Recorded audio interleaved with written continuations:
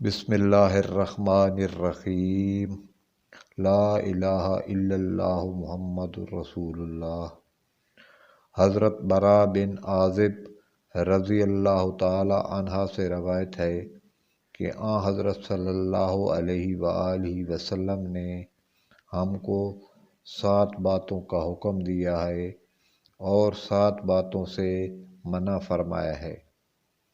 پھر جن باتوں کا حکم دیا ہے ان کا بیان کیا ہے: بیمار پرسی کرنا اور جنازوں کے ساتھ جانا اور چھینک کا جواب دینا اور سلام کا جواب دینا اور مظلوم کی مدد کرنا اور دعوت قبول کرنا اور قسم دینے والوں کی قسم پوری کرنا۔